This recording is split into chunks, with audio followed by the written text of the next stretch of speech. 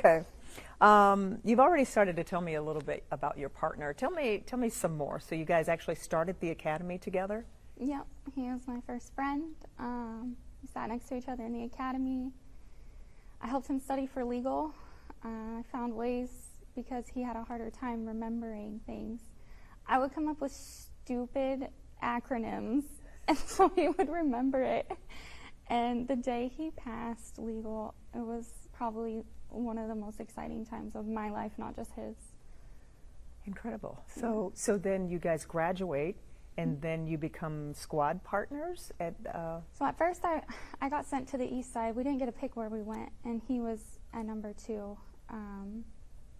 And we talked every day, texted, called every day, anytime.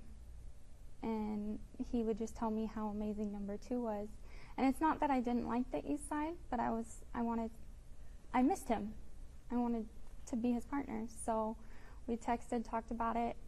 I put in my transfer papers, and within a couple weeks I was over there. And we were partners ever since for the last 3.5 years. Okay. So you worked over at another precinct for 2 years, and then after that you came over to the 2nd precinct. Yep.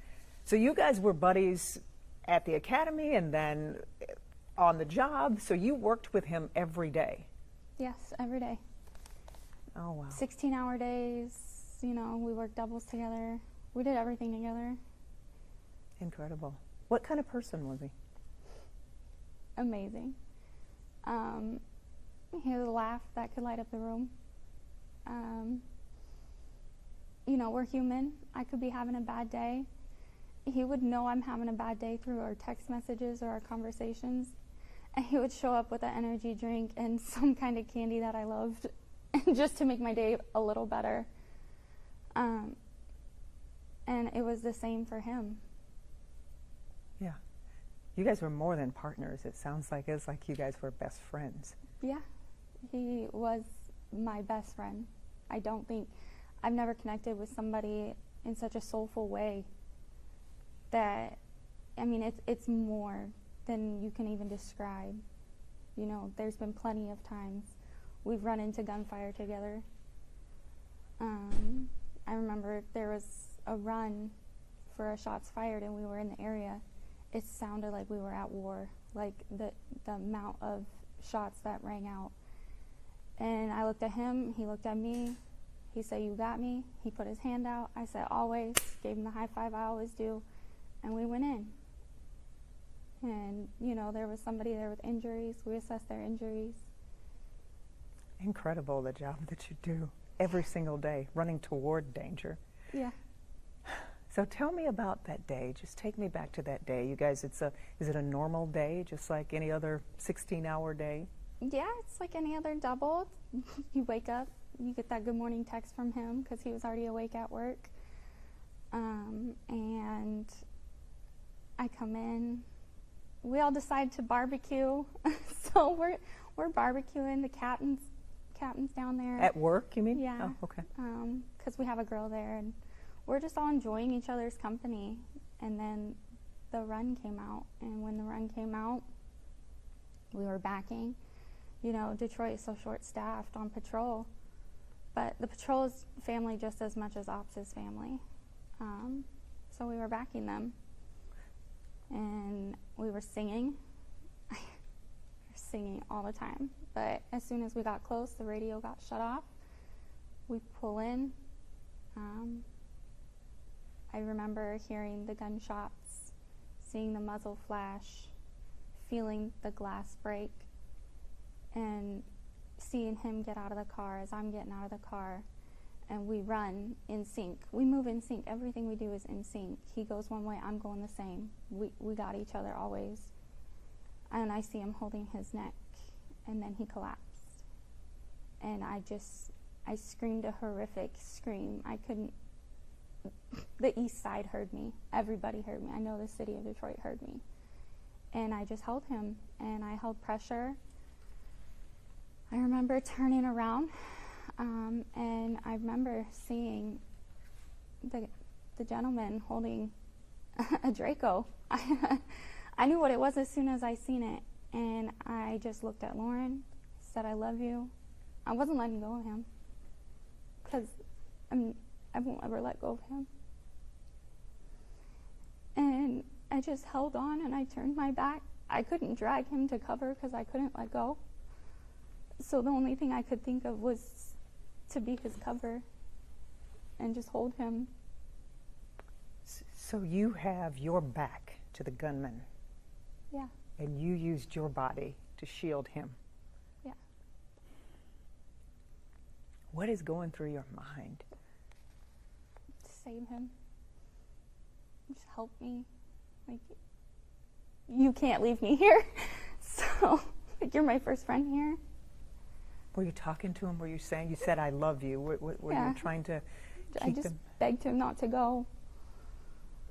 I could feel him breathing, and then it's slowing down, and I just started to scream, help me. And I feel like he was watching over me, because that's when the other officers came. Because I was bracing to get shot by a Draco in my back. We have body armor. It doesn't protect you from a Draco. It doesn't protect you close. So, I wanted to hold on because I knew all my weight on him might help him.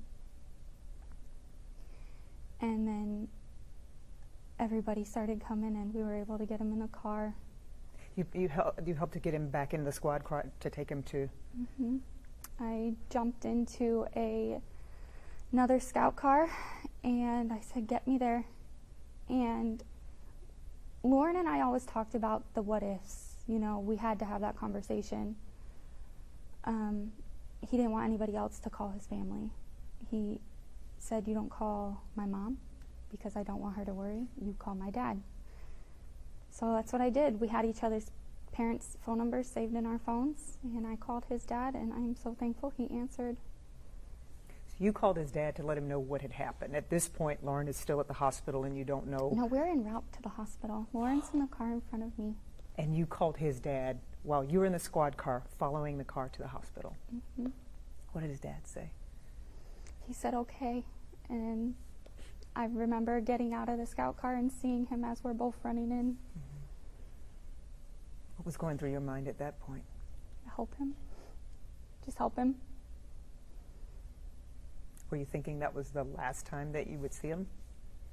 I was hoping not.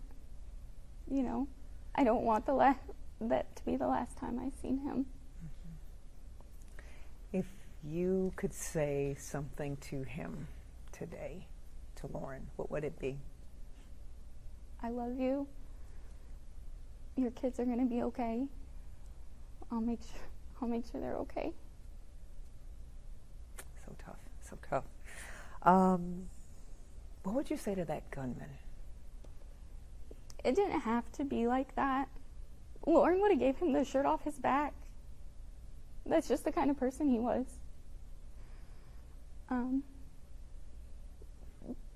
If you didn't have to do it. Like, I don't know why anybody would want to do that. But you didn't have to.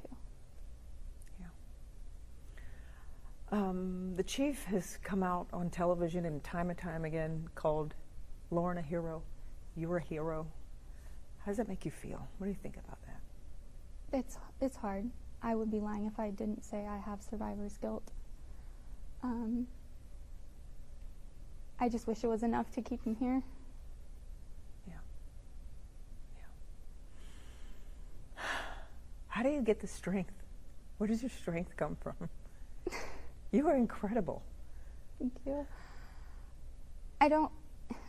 Being a police officer was a calling for me. My mom wanted me to be a nurse so bad. It's a calling, you know.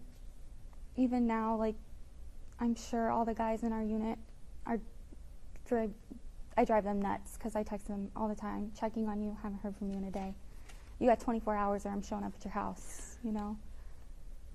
They're what's keeping me going. My husband's support, my family's support. My parents are flying out tomorrow. From Washington State? To, State? To be here with me. my kids' support, even though, you know, my middle child, that was her Uncle Lolo. She sees him, she just takes off running and just jumps in his arms and gives him a big old hug. So. You guys are so much more that you're like family. You really are family. Mm-hmm. I mean, we say that, but you are really family. Yeah. Anything else you want to say? I mean, people have just been so into this story, you know, and it's just heartbreaking. Anything you want to say to, I don't know, to viewers? Anything about Loren that you want people to know? Anything about you that you would want people to know? We're more than just cops. We're human first. Yeah. You know, the chief has also spoken out a lot about guns, assault rifles, and come out pretty strong. What's your thought about guns and all the political talk about guns and gun violence? I'm an avid hunter, actually. You know, my small town, that's what we do. We go hunting. I know Loren was very pro-Second Amendment. However, no one needs a Draco. Your 2 minutes of coolness looking online is my lifetime of hell, his kid's lifetime of hell. Yeah. There's no need to have those. There's really no need for those to even be on the streets. Yeah. And I really hope the penalties for the illegal selling, purchasing, even just having them, get stricter. I want to know what you guys were singing. You said that you sing a lot. That I like to sing, and I sing at work too, so that made me think. So you guys would agree on the music, apparently, because I know sometimes when I'm writing with photographers at work, I'm like, okay, what are we going to listen to? You listen to what you want to for a while, then I'll listen to what I want to for a while. Oh, we like old school, you know, old school Little Wayne. We like some Kevin Gates. The song we were singing was actually... It was Megan Thee Stallion and Lil Baby, or Lil Baby. I get Lil Baby and Da Baby confused. Yeah, so. or Da Baby. Yeah. And it was cash shit. And you know, I'd sing Megan's part, he'd sing the other part, and it's never-ending laughter in the car.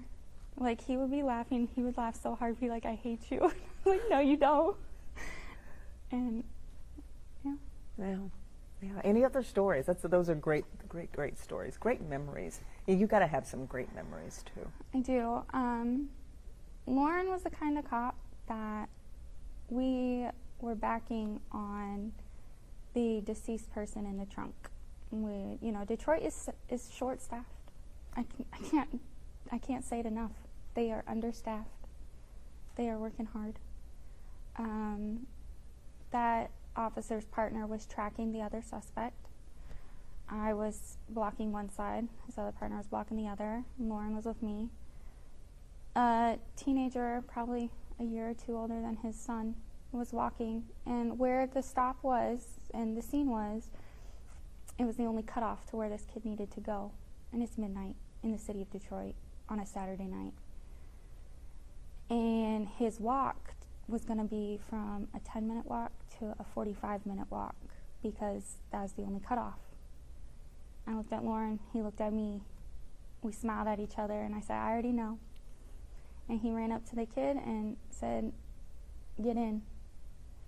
And I stayed with the scene and the other officer, and I said, "Let me know in 10 minutes that you made it there, because we have radios, so we could talk to each other." I said that you made it there, and you made it there safe, and if not, I'm coming. I'll take a car and I'm coming. And he did. He let me know, and he drove that kid home so he didn't have to walk home on a Saturday night in the city of Detroit. That was just kind of fella he was. Mm-hmm. He tried to be the best person. I mean, he's from Detroit. He grew up in Detroit. He's a Detroiter. And he wanted to see Detroit become something. He wants the people to become something, the children to be something. Yeah. And that's just who he was. Yeah. And you're not from Detroit, but you're here, and I can just feel that you have a love for this city. I do. I love the city. I love my job. You still love your job. I do. I still love being a cop. And then did you think of your 3 kids in that moment, too, when you got your back to a gunman with a Draco? You know, you can't think about your kids at home. You think about them on your way in, but to survive, you can't think about it. You have to do your training, because if you're occupied with what's going on at home, you're going to get distracted. Mm-hmm. I love my children. You know, they say I'm an awesome mom. My oldest daughter, her kids at school call me Kim Possible because the hair in the pants. I would hope that they understood. Yeah. That This is a calling, and this is a job, and in order for you not to become distracted, you have to focus on what's at hand. Incredible. I don't know if I could do it. What would you miss the most? His laugh, just his company, you know, his energy. It's so much I miss. You know, I went to call him about the news conferences, this stuff, and, you know, I tell him everything. So, everything about him. You said you went to call him about the news conferences, like the news Like conferences this, about... like meeting with y'all, I went to call him to tell him. And it's just it's a muscle memory, because that's how much we talked and meant to each other. Did you know, you knew his kids, you knew his dad, you had already met them before. Did his kids call you Aunt Amanda? He tried to shield his kids from the police work the best he could. So it wasn't like an Aunt Amanda type thing, but yeah. But they knew you. They knew that you worked with their dad. And okay. I think when are you going to return to work? You know, a lot of people tell me take my time. I'm going to take my time. I'm going to do, you know, I'm not above seeking therapy. I am in therapy. I think a lot of police officers, you know, they got that stigma. They don't think, you know, I'm tough. I'm not going to therapy. I don't need help. I'm going to need some help through this. So I don't have a projected start date, but I will be coming back. Wow. Do you know anything about arrangements for? I do not yet, no. Well, hang in there. Thank you. It's tough. I'm just looking at you, just like, I don't know where you get your strength. I don't know that I could be so strong. Well, I have him behind me, so that's what I'm going with. Yep.